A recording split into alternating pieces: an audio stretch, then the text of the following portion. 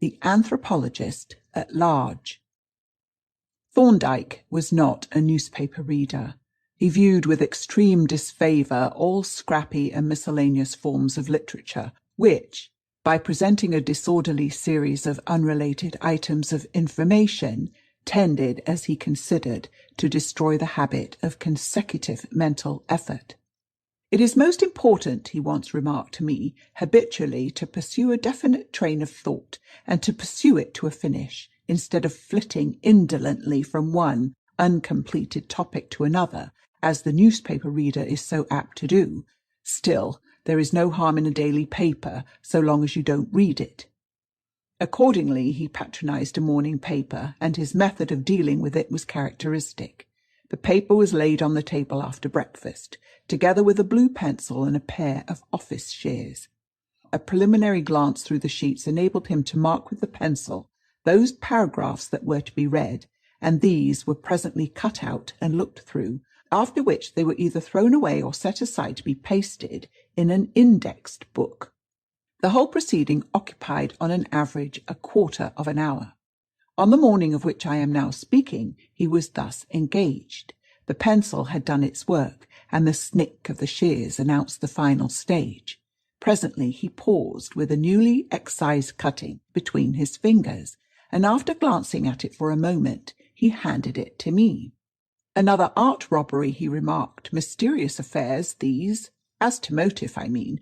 You can't melt down a picture or an ivory carving, and you can't put them on the market as they stand. The very qualities that give them their value make them totally unnegotiable." "Yes, I suppose," said I, "the really inveterate collector, the pottery or stamp maniac, for instance, will buy these contraband goods even though he dare not show them. Probably, no doubt the cupiditas abendi, the mere desire to possess, is the motive force rather than any intelligent purpose." The discussion was at this point interrupted by a knock at the door, and a moment later my colleague admitted two gentlemen. One of these I recognized as a Mr. Marchmont, a solicitor, for whom we had occasionally acted. The other was a stranger, a typical Hebrew of the blonde type, good-looking, faultlessly dressed, carrying a bandbox, and obviously in a state of the most extreme agitation. "Good morning to you, gentlemen," said Mr. Marchmont, shaking hands cordially. "I have brought a client of mine to see you, and when I tell you that his name is Solomon Lowe, it will be unnecessary for me to say what our business is." "Oddly enough," replied Thorndike, "we were, at the very moment when you knocked, discussing the bearings of his case."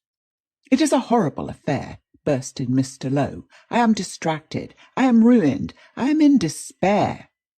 He banged the bandbox down on the table, and flinging himself into a chair, buried his face in his hands. "Come, come," remonstrated Marchmont. "We must be brave. We must be composed. Tell Dr. Thorndike your story, and let us hear what he thinks of it." He leaned back in his chair and looked at his client with that air of patient fortitude that comes to us all so easily when we contemplate the misfortunes of other people. "You must help us, sir," exclaimed Lowe, starting up again. "You must, indeed, or I shall go mad. But I shall tell you what has happened, and then you must act at once. Spare no effort and no expense. Money is no object, at least not in reason," he added, with native caution. He sat down once more, and in perfect English, though with a slight German accent, proceeded volubly. "My brother Isaac is probably known to you by name." Thorndike nodded. "He is a great collector, and to some extent a dealer. That is to say, he makes his hobby a profitable hobby." "What does he collect?" asked Thorndike. "Everything," replied our visitor, flinging his hands apart with a comprehensive gesture. "Everything that is precious and beautiful. Pictures, ivories, jewels, watches, objects of art and vertu. Everything. He is a Jew, and he has that passion for things that are rich and costly that has distinguished our race from the time of my namesake Solomon onwards. His house in Howard Street, Piccadilly, is at once a museum and an art gallery. The rooms are filled with cases of gems, of antique jewellery, of coins and historic relics, some of priceless value. And the walls are covered with paintings, every one of which is a masterpiece. There is a fine collection of ancient weapons and armour, both European and Oriental, rare books, manuscripts, papyri, and valuable antiquities from Egypt, Assyria, Cyprus, and elsewhere. You see, his taste is quite catholic, and his knowledge of rare and curious things is probably greater than that of any other living man. He is never mistaken.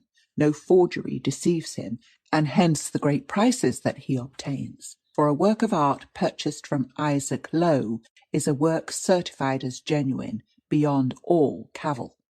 He paused to mop his face with a silk handkerchief, and then, with the same plaintive volubility, continued.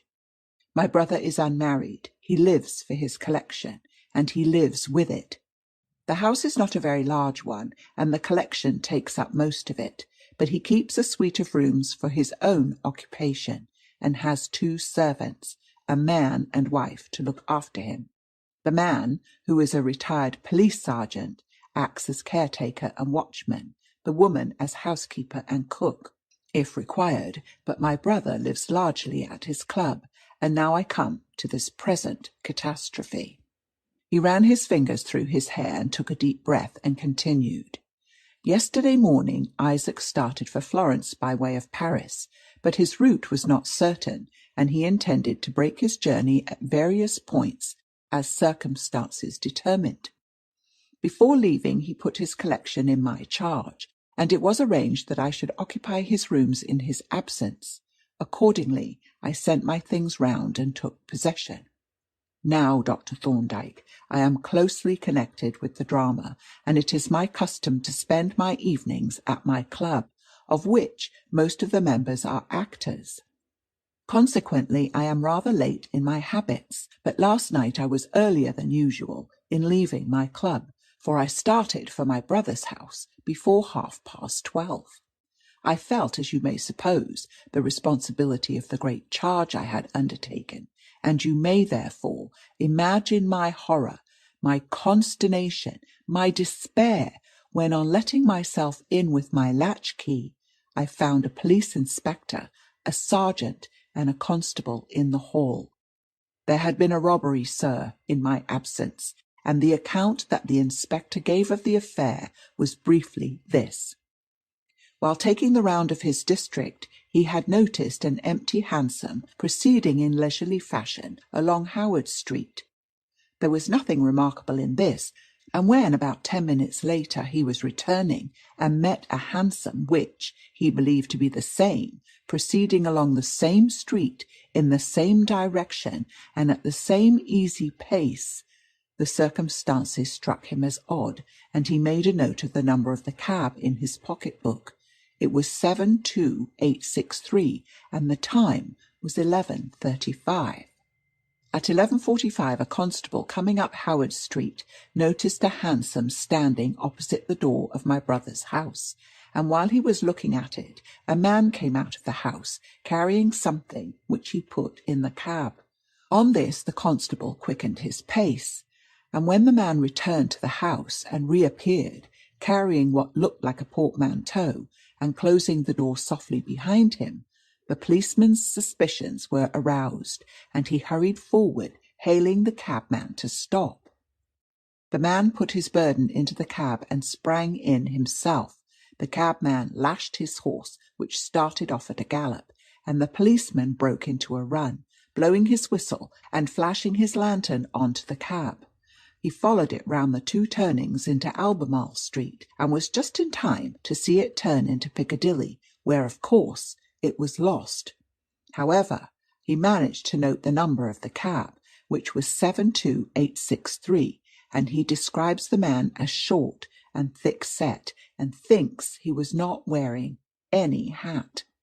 As he was returning, he met the inspector and the sergeant, who had heard the whistle, and on his report the 3 officers hurried to the house, where they knocked and rang for some minutes without any result. Being now more than suspicious, they went to the back of the house through the mews, where, with great difficulty, they managed to force a window and effect an entrance into the house. Here their suspicions were soon changed to certainty, for on reaching the first floor, they heard strange muffled groans proceeding from one of the rooms, the door of which was locked, though the key had not been removed. They opened the door and found the caretaker and his wife sitting on the floor with their backs against the wall. Both were bound hand and foot, and the head of each was enveloped in a green bias bag, and when the bags were taken off, each was found to be lightly but effectively gagged. Each told the same story. The caretaker, fancying he heard a noise, armed himself with a truncheon and came downstairs to the first floor, where he found the door of one of the rooms open and a light burning inside. He stepped on tiptoe to the open door and was peering in when he was seized from behind, half suffocated by a pad held over his mouth, pinioned, gagged, and blindfolded with the bag. His assailant, whom he never saw, was amazingly strong and skilful, and handled him with perfect ease, although he, the caretaker, is a powerful man and a good boxer and wrestler. The same thing happened to the wife, who had come down to look for her husband. She walked into the same trap, and was gagged, pinioned, and blindfolded, without ever having seen the robber.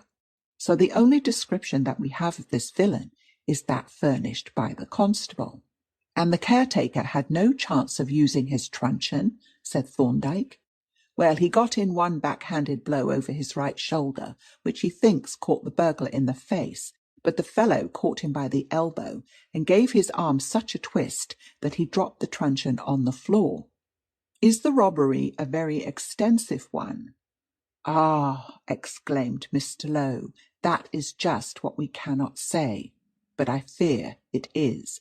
It seems that my brother had quite recently drawn out of his bank £4,000 in notes and gold. These little transactions are often carried out in cash rather than by cheque. Here I caught a twinkle in Thorndyke's eye, and the caretaker says that a few days ago Isaac brought home several parcels, which were put away temporarily in a strong cupboard.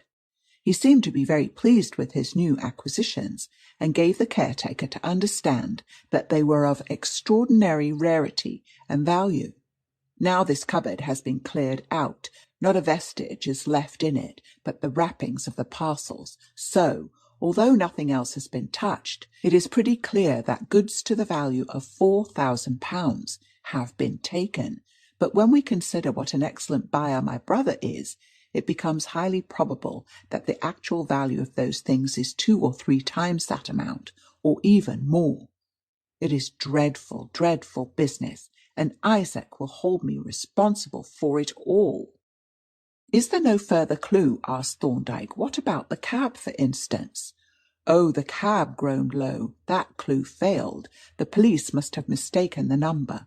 They telephoned immediately to all the police stations, and a watch was set, with the result that number 72863 was stopped as it was going home for the night. But it then turned out that the cab had not been off the rank since 11 o'clock, and the driver had been in the shelter all the time with several other men. But there is a clue. I have it here. Mr. Lowe's face brightened for once as he reached out for the bandbox. The houses in Howard Street, he explained, as he untied the fastening, have small balconies to the first-floor windows at the back. Now the thief entered by one of these windows, having climbed up a rain-water pipe to the balcony. It was a gusty night, as you will remember, and this morning, as I was leaving the house, the butler next door called to me and gave me this. He had found it lying in the balcony of his house. He opened the bandbox with a flourish and brought forth a rather shabby billycock hat. I understand, said he, that by examining a hat it is possible to deduce from it not only the bodily characteristics of the wearer, but also his mental and moral qualities, his state of health, his pecuniary position, his past history, and even his domestic relations, and the peculiarities of his place of abode. Am I right in this supposition?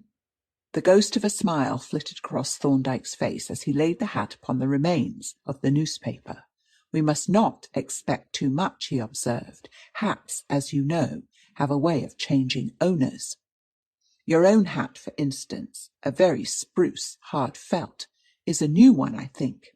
"Got it last week," said Mr. Lowe. "Exactly. It is an expensive hat by Lincoln and Bennett, and I see you have judiciously written your name in indelible marking ink on the lining. Now a new hat suggests a discarded predecessor. What did you do with your old hats?" "My man has them, but they don't fit him. I suppose he sells them or gives them away."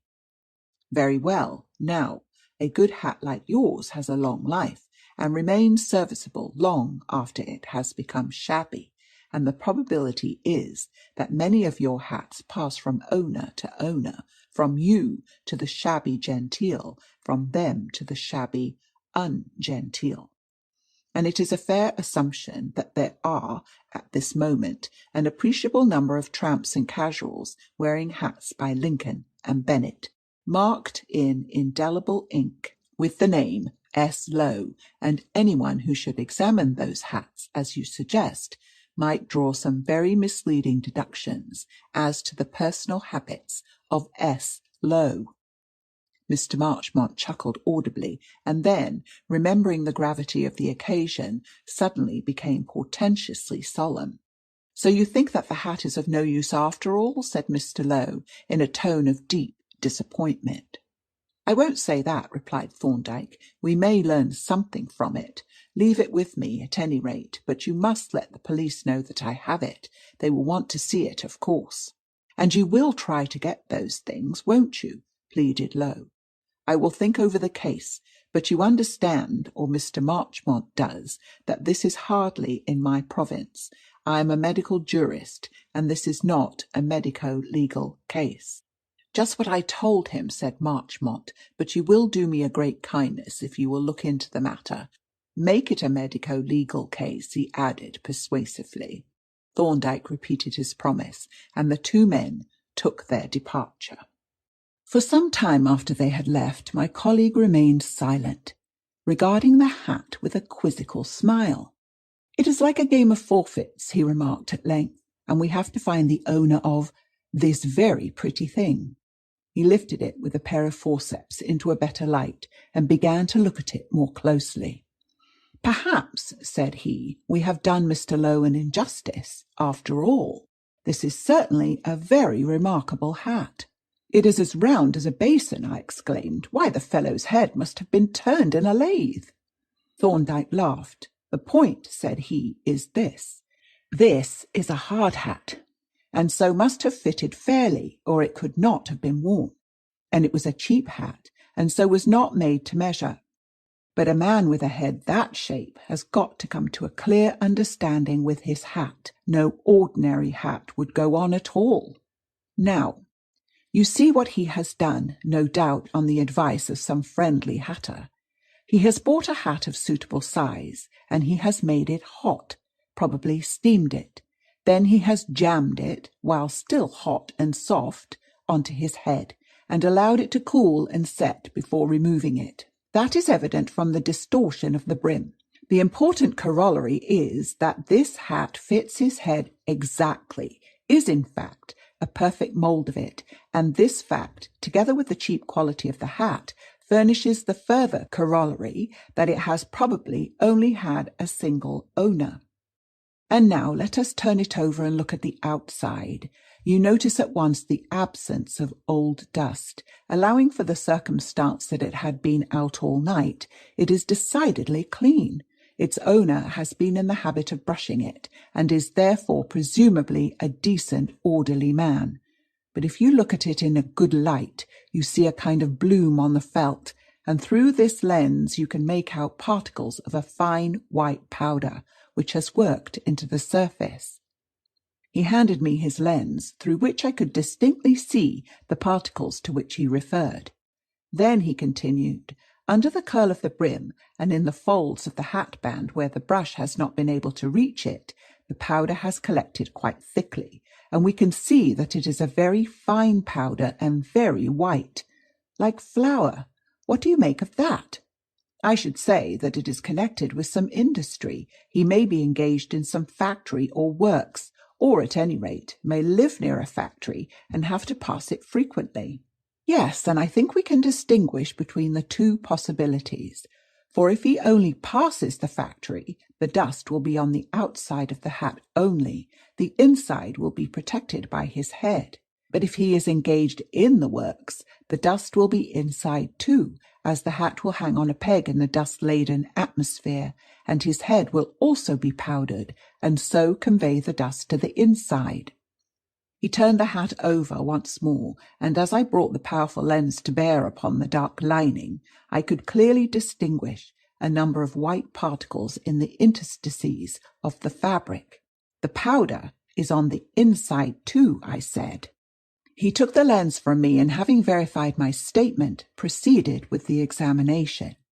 You notice, he said, that the leather head lining is stained with grease, and this staining is more pronounced at the sides and back. His hair, therefore, is naturally greasy, or he greases it artificially, for if the staining were caused by perspiration, it would be most marked opposite the forehead. He peered anxiously into the interior of the hat, and eventually turned down the head lining. And immediately there broke out upon his face a gleam of satisfaction. "Ha!" he exclaimed. "This is a stroke of luck. I was afraid our neat and orderly friend had defeated us with his brush. Pass me the small dissecting forceps, Jervis." I handed him the instrument, and he proceeded to pick out daintily from the space behind the head lining some 6 short pieces of hair, which he laid with infinite tenderness on a sheet of white paper. "There are several more on the other side," I said, pointing them out to him. "Yes, but we must leave some for the police," he answered with a smile. "They must have the same chance as ourselves, you know." "But surely," I said, as I bent down over the paper, "these are pieces of horsehair." "I think not," he replied, "but the microscope will show.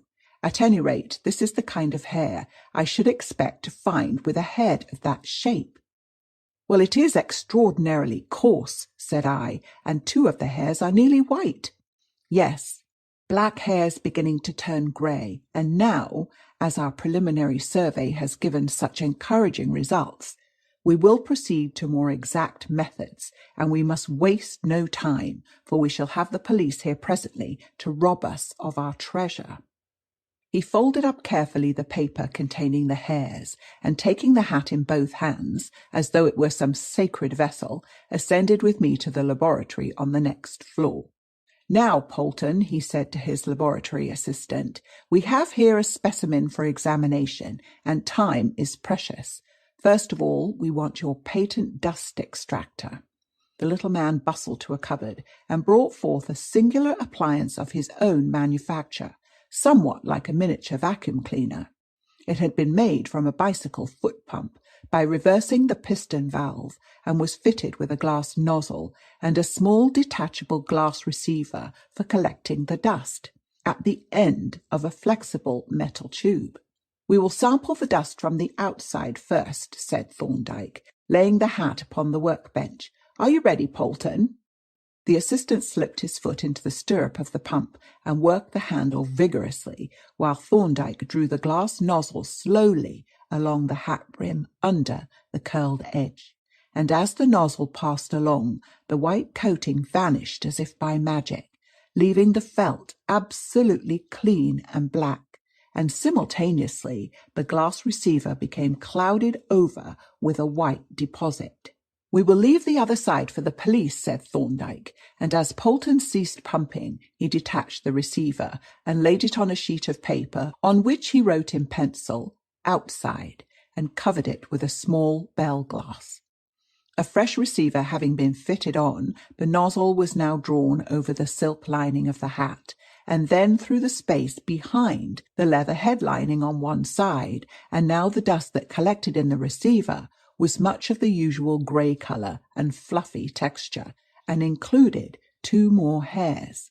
"And now," said Thorndike, when the second receiver had been detached and set aside, "we want a mould of the inside of the hat, and we must make it by the quickest method. There is no time to make a paper mould.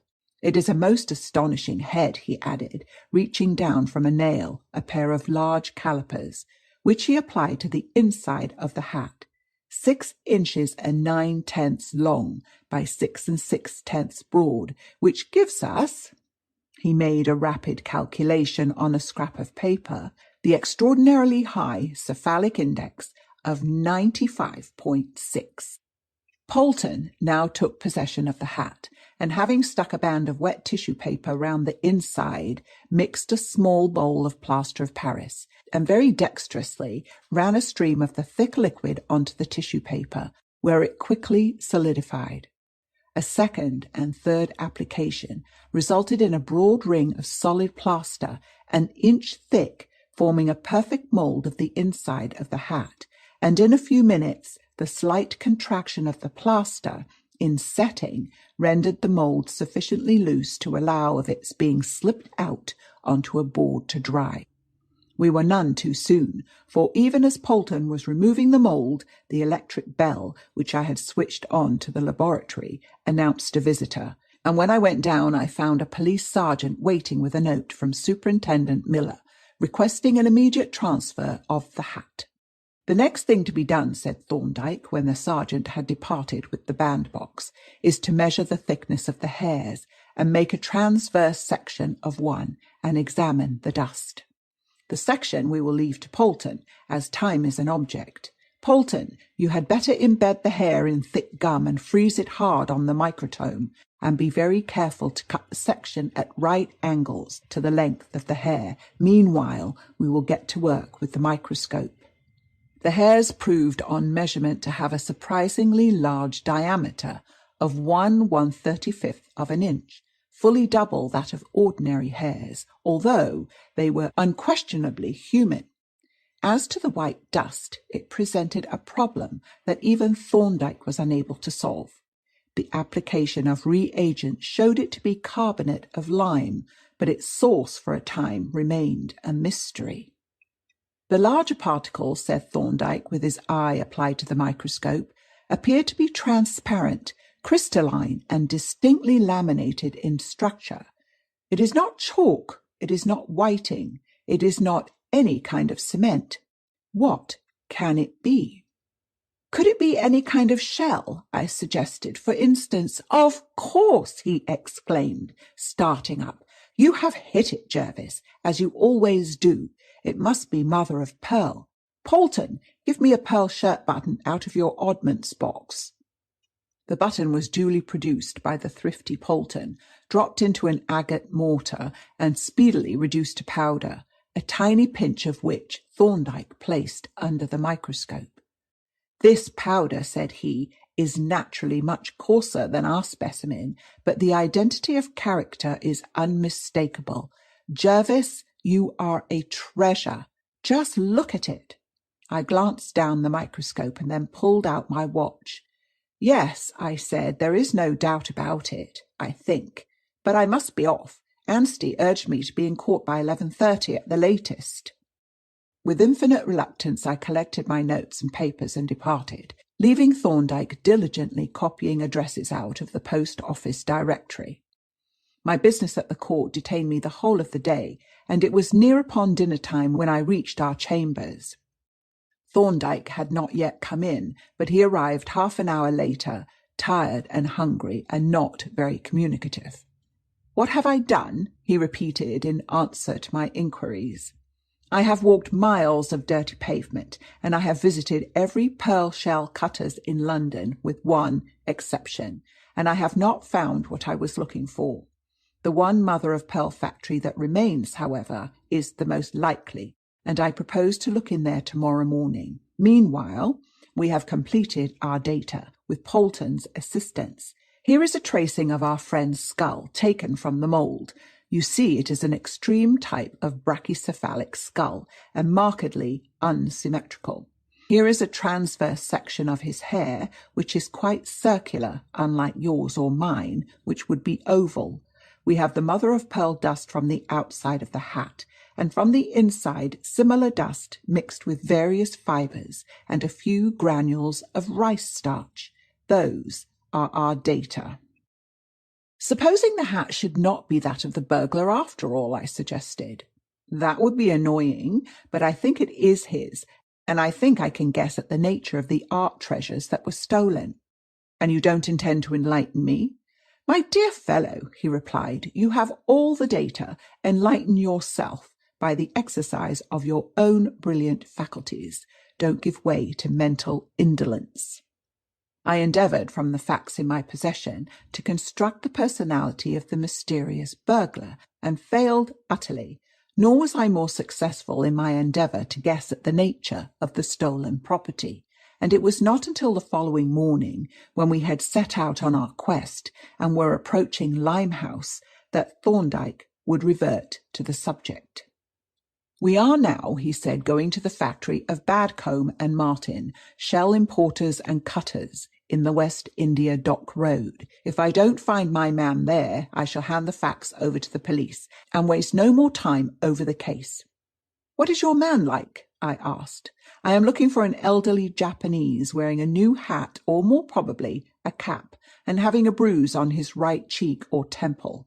I am also looking for a cab yard, but here we are at the works, and as it is now close on the dinner hour, we will wait and see the hands come out before making any inquiries. We walked slowly past the tall, blank-faced building, and were just turning to repass it when a steam whistle sounded. A wicket opened in the main gate, and a stream of workmen, each powdered with white like a miller, emerged into the street. We halted to watch the men as they came out, one by one, through the wicket, and turned to the right or left towards their homes or some adjacent coffee shop, but none of them answered to the description that my friend had given. The outcoming stream grew thinner, and at length ceased. The wicket was shut with a bang, and once more Thorndyke's quest appeared to have failed. "Is that all of them, I wonder?" he said, with a shade of disappointment in his tone. But even as he spoke, the wicket opened again, and a leg protruded. The leg was followed by a back and a curious globular head, covered with iron-grey hair and surmounted by a cloth cap, the whole appertaining to a short, very thick-set man, who remained thus, evidently talking to someone inside.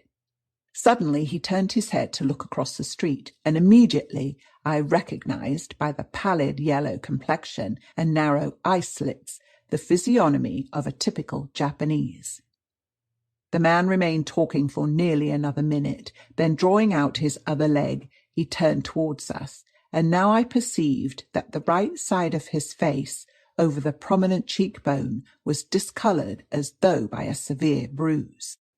"Ha!" said Thorndike, turning round sharply as the man approached.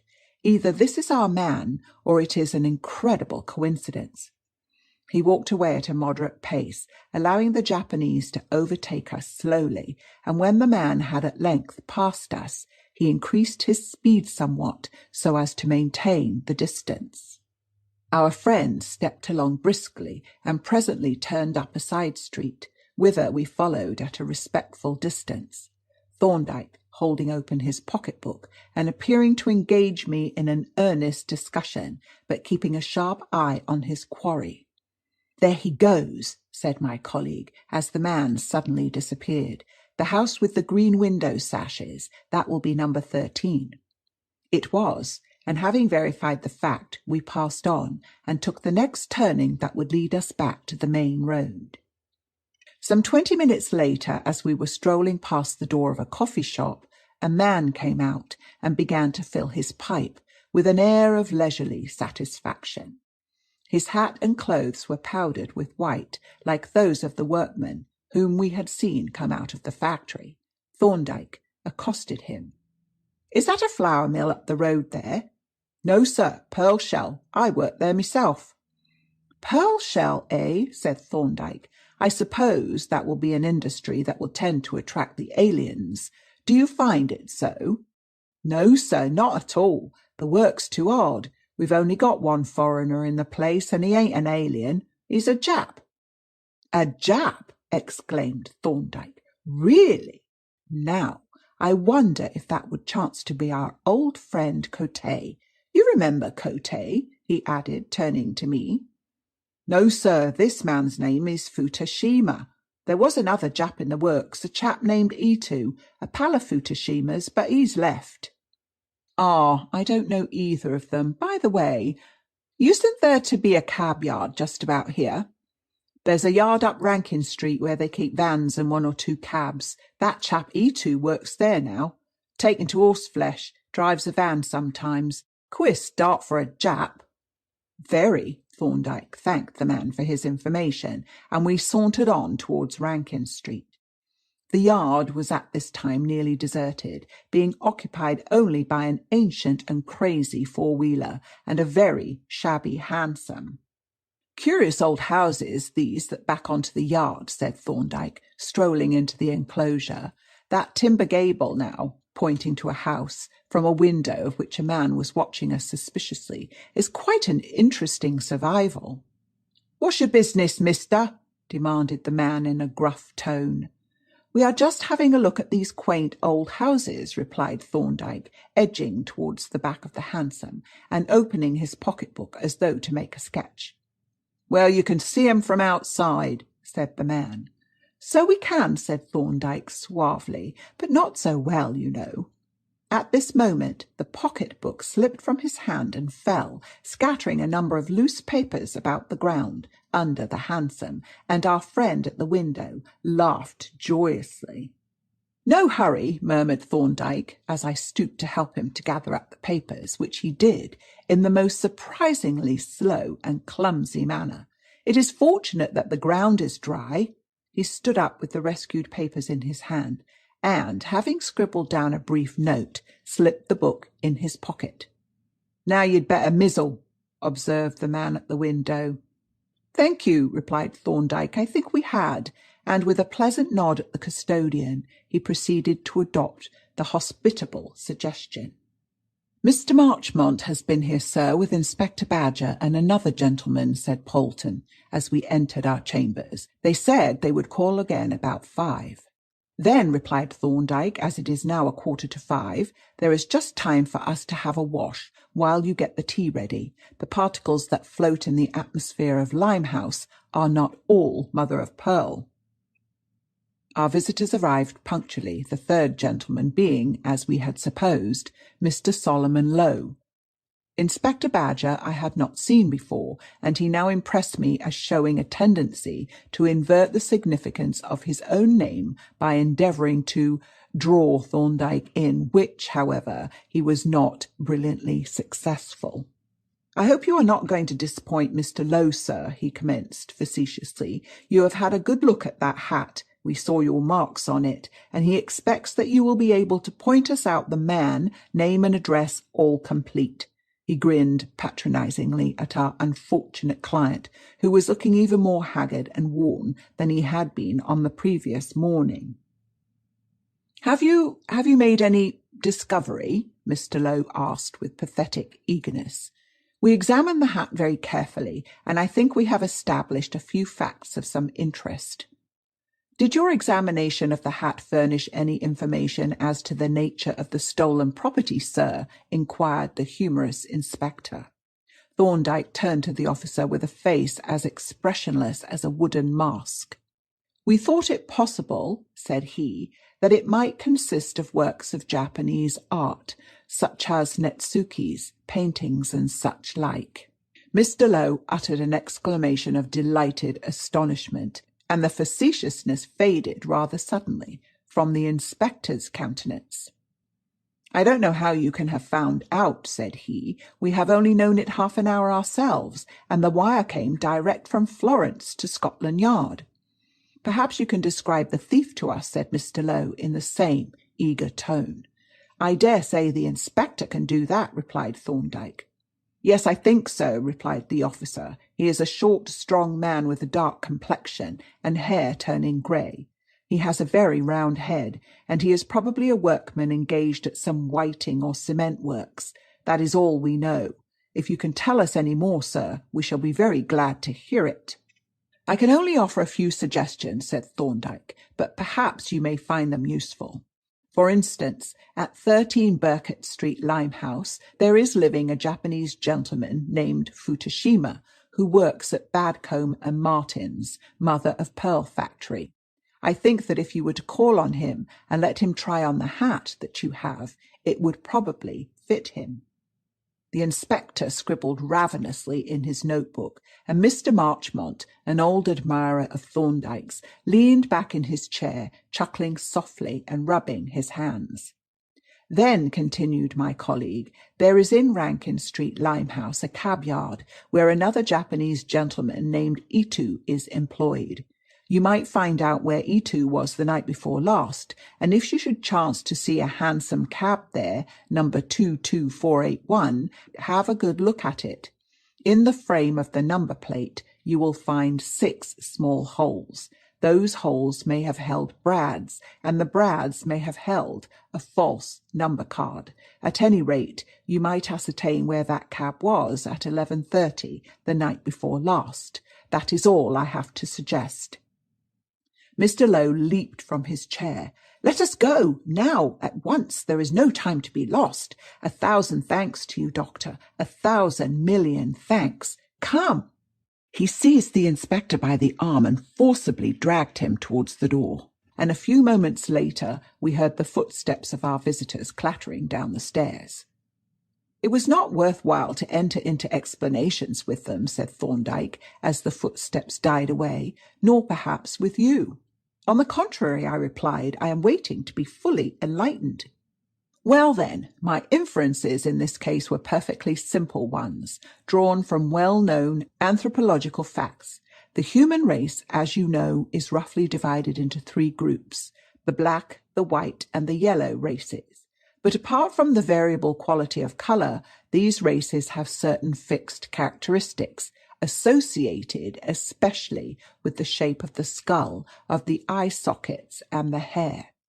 Thus, in the black races, the skull is long and narrow, the eye sockets are long and narrow, and the hair is flat and ribbon-like, and usually coiled up like a watch spring.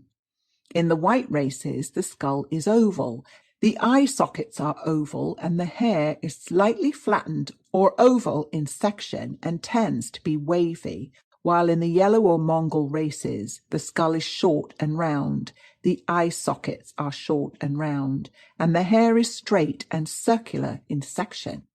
So that we have, in the black races, long skull, long orbits, flat hair. In the white races, oval skull, oval orbits, oval hair.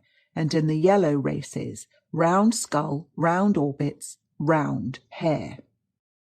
Now, in this case, we had to deal with a very short, round skull, but you cannot argue from races to individuals. There are many short-skulled Englishmen. But when I found associated with that skull hairs which were circular in section, it became practically certain that the individual was a Mongol of some kind. The mother-of-pearl dust and the granules of rice starch from the inside of the hat favoured this view, for the pearl shell industry is specially connected with China and Japan, while starch granules from the hat of an Englishman would probably be wheat starch. Then, as to the hair, it was, as I mentioned to you, circular in section and of very large diameter. Now I have examined many thousands of hairs, and the thickest that I have ever seen came from the heads of Japanese. But the hairs from this hat were as thick as any of them. But the hypothesis that the burglar was a Japanese received confirmation in various ways. Thus he was short, though strong and active, and the Japanese are the shortest of the Mongol races, and very strong and active. Then his remarkable skill in handling the powerful caretaker, a retired police sergeant, suggested the Japanese art of jiu-jitsu, while the nature of the robbery was consistent with the value set by the Japanese on works of art. Finally, the fact that only a particular collection was taken suggested a special and probably national character in the things stolen, while their portability, you will remember that goods of the value of from £8,000 to £12,000 were taken away in 2 hand packages, was much more consistent with Japanese than Chinese works of which the latter tend rather to be bulky and ponderous. Still, it was nothing but a bare hypothesis until we had seen Fukushima, and indeed is no more now. I may, after all, be entirely mistaken. He was not, however, and at this moment there reposes in my drawing-room an ancient netsuke, which came as a thank offering from Mr. Isaac Lowe on the recovery of the booty from a back room in No. 13 Burkitt Street, Limehouse. The treasure, of course, was given in the first place to Thorndike, but transferred by him to my wife, on the pretence that but for my suggestion of shell dust, the robber would never have been traced, which is, on the face of it, preposterous. End of chapter 3.